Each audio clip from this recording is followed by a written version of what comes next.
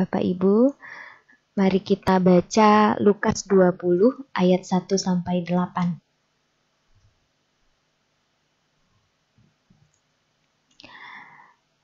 Saya bacakan. Pada suatu hari ketika Yesus mengajar orang banyak di Bait Allah dan memberitakan Injil, datanglah imam-imam kepala dan ahli-ahli Taurat serta tua-tua ke situ. Dan mereka berkata kepada Yesus, "Katakanlah kepada kami dengan kuasa manakah engkau melakukan hal-hal itu, dan siapa yang memberikan kuasa itu kepadamu?" Jawab Yesus kepada mereka, "Aku juga akan mengajukan suatu pertanyaan kepada kamu. Katakanlah kepadaku, baptisan Yohanes itu dari sorga atau dari manusia?" Mereka mempertimbangkannya di antara mereka dan berkata, "Jikalau kita katakan dari sorga, ia akan berkata, 'Mengapakah kamu tidak percaya kepadanya?' Tetapi jikalau kita katakan dari manusia, seluruh rakyat akan melempari kita dengan batu, sebab mereka yakin bahwa Yohanes adalah seorang nabi." Lalu mereka menjawab bahwa mereka tidak tahu dari mana baptisan itu.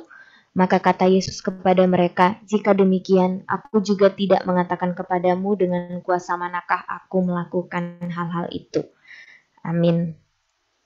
Ya, Bapak Ibu, melanjutkan yang minggu lalu, ini pun masih tentang Yesus yang di Yerusalem, masih dengan imam-imam kepala dan ahli-ahli Taurat serta orang-orang terkemuka Israel yang berusaha untuk membinasakan Yesus. Mereka terus mencari cara bagaimana menjatuhkan Yesus saat itu.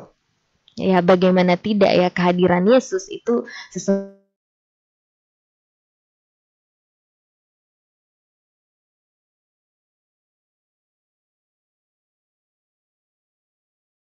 mereka bisa. Suara saya terdengar, Bapak Ibu? Terdengar, Contoh. Oh iya, baik. Nah, secara umum orang Israel, mereka semua saat itu sebetulnya sedang menantikan seorang raja yang diutus Tuhan untuk memurnikan bait suci. Setelah ada masa sekian lama mereka hidup tanpa bait, lalu ketika waktu yang lama itu berlalu, ada bait lama, mereka juga tidak punya raja.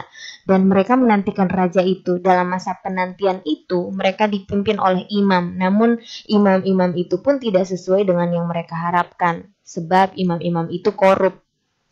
Jadi, mereka menantikan Mesias, tapi pertanyaannya bagaimana mereka tahu yang mana dari keturunan Daud adalah Mesias? Sebab banyak yang bisa mengaku dia Mesias, tapi mereka tidak bisa tahu apakah yang mengaku Mesias itu benar Mesias yang Allah janjikan. Dan Yohanes Pembaptis, sang pembuka jalan, itu terkenal waktu itu ya. Dia pun punya murid-murid. Dan orang Israel saat itu banyak dari mereka sungguh yakin Yohanes adalah nabi yang diutus Tuhan. Ketika Yohanes Pembaptis menyerukan, "Bertobatlah dan berilah dirimu dibaptis dan Allah akan mengampuni dosamu," banyak orang yang bertobat.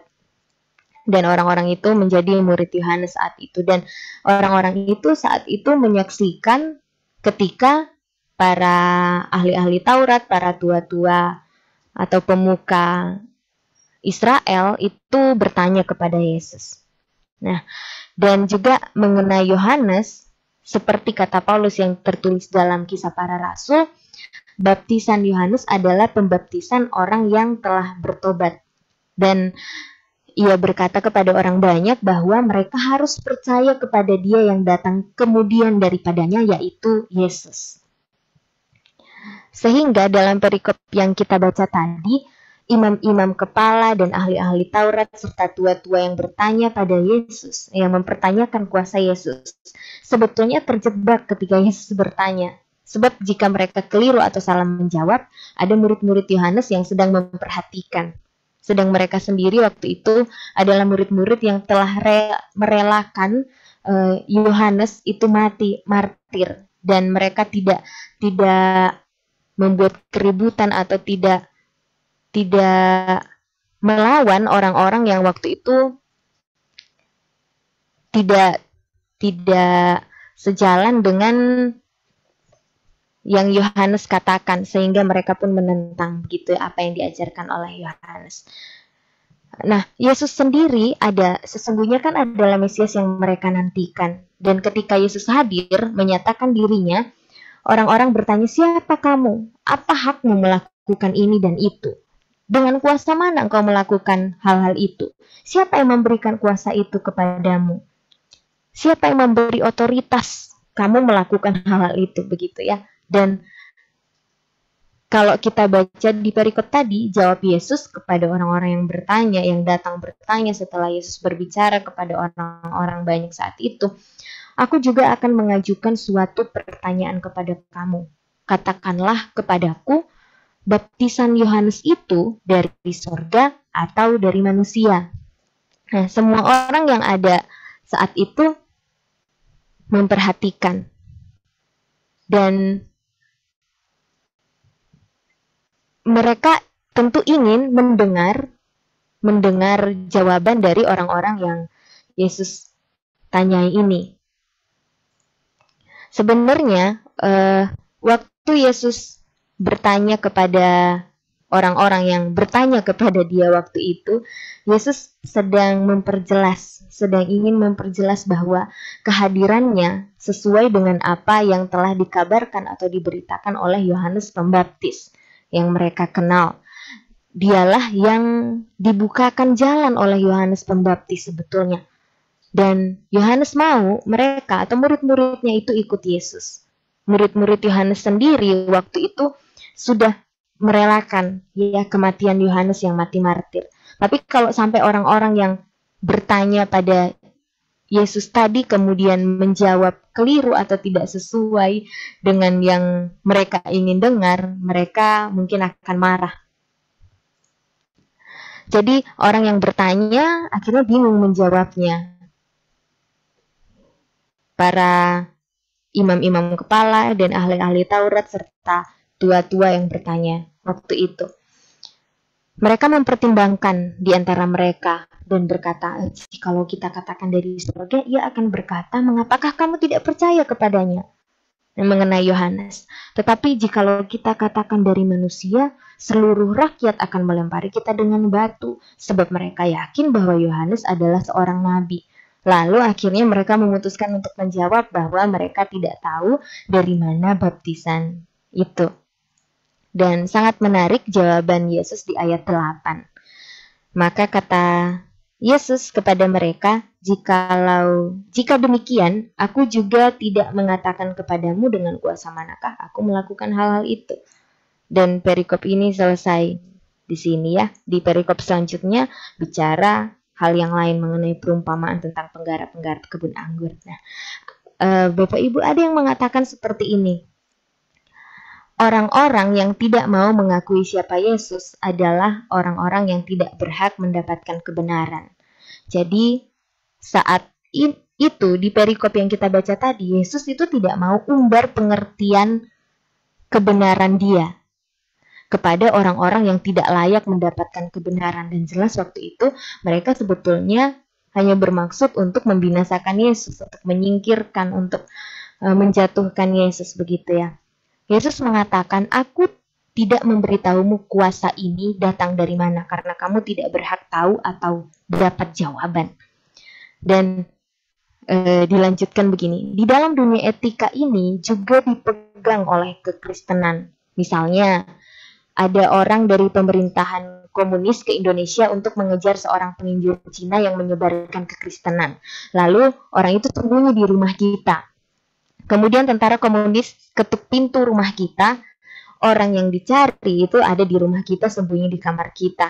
Nah, kalau kita ditanya, adakah orang ini di dalam rumahmu? Lalu mereka bilang, kami harus tangkap dia harus dihukum mati. Kita akan jawab, ada atau tidak? Kalau kita menjawab tidak ada, itu berarti kita bohong.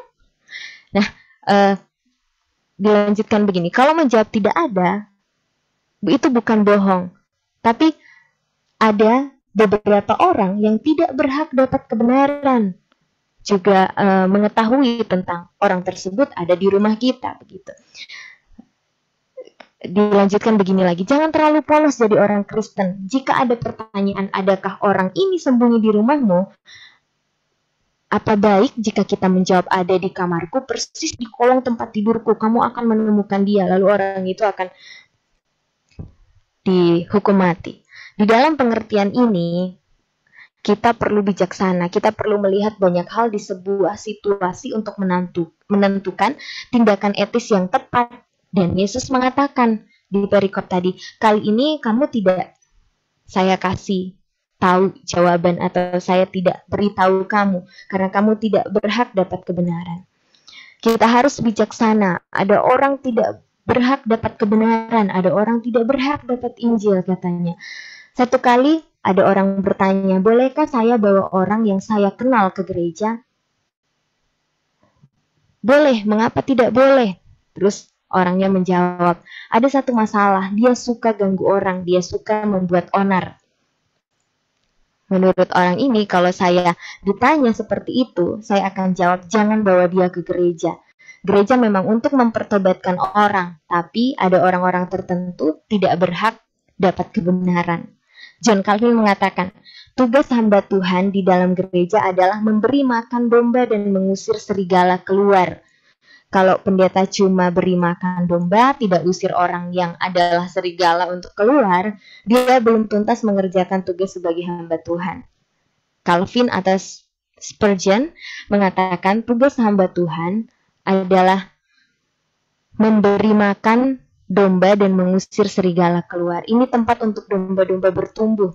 Jikalau orang datang ke sini untuk tipu orang, saya akan usir. Atau kita perlu usir dia keluar. Kalau mereka datang untuk memanipulasi orang, maka kita perlu bawa pergi dia dari sini. Lebih baik jumlah menyusut, tapi orang yang ada adalah orang-orang yang benar-benar domba mau diberi makan oleh Tuhan daripada orang yang mau memangsa domba-domba yang lain dengan kekejaman dan kelicikannya. Maka Yesus mengatakan, kalian tidak berhak dapat kebenaran. Yesus tidak menjawab pertanyaan orang-orang yang bertanya padanya. Tuhan tidak mau mengumbar kebenarannya kepada semua orang. Orang Farisi tidak berhak dapat. Jawaban Yesus, kamu tidak mau terima aku, begitu ya. Yesus tentu tahu begitu bahwa mereka tidak mau menerima dia. Bahkan Yesus tahu mereka hanya ingin menjatuhkan Yesus. Jadi mereka pun tidak perlu tahu, tidak perlu diberitahu siapa Yesus sebenarnya begitu. Saya pribadi setuju dengan garis besar yang disampaikan begitu ya Bapak Ibu. Kita perlu kebijaksanaan seperti Yesus. Kapan bersuara, kapan harus menjawab ya, kapan tidak. Bahkan di perikop tadi kita baca, kita lihat di sana bahwa Yesus sendiri tidak terjebak untuk menjelaskan tentang dirinya kepada orang yang hanya mau menjatuhkan dia. Nah, kiranya kita pun diberi hikmat untuk berkata-kata ataupun lebih dari itu bertindak dalam hidup kita. Di kehidupan pekerjaan kita, kehidupan rumah tangga kita, maupun kehidupan pelayanan kita.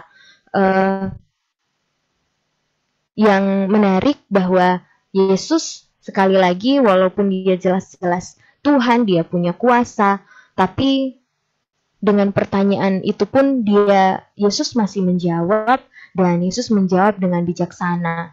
Yesus itu yang saya ikuti di dalam Alkitab begitu ya. Yesus kalau bicara itu, Yesus selalu ingin pendengarnya itu ikut berpikir. Jadi Yesus tidak seperti seorang ibu kepada bayi yang belum bisa makan sendiri, kemudian diambilkan makanannya, disendok, masukkan ke mulutnya. Tapi Yesus itu lebih ingin bahwa pendengarnya itu berusaha sebetulnya untuk memahami apa yang Yesus maksudkan. Jadi itulah sebabnya orang-orang tertentu juga yang pikirannya sudah tertutup oleh pendapatnya, tidak mau membuka pikirannya ketika mendengar Yesus, itu jadi sulit menerima kebenaran tentang Yesus, bahkan malah jadi menolak Yesus. Dan Yesus punya hikmat ya, memang kepenuhan Allah itu berkenan tinggal di dalam dia. Jadi Yesus tahu bagaimana harus menghadapi orang-orang tersebut begitu. Jadi pagi hari ini satu hal sederhana yang saya dapatkan, yang saya ingin bagikan kepada kita semua adalah bahwa kita sebagai pengikut Kristus yang juga melayani Kristus, melayani Tuhan, kita perlu hikmat agar kita pun dapat menghadapi hal-hal yang di depan kita ini mungkin tidak semuanya itu bermaksud memang contoh menerima jawaban dari kita misalnya ya, tapi mencoba untuk menjatuhkan atau bahkan ingin memperjelas atau ingin membawa kita ke arah di mana kita itu jauh dari kebenaran atau bahkan mulai meragukan Yesus Kristus begitu. Untuk menutup renungan ini mari kita berdoa.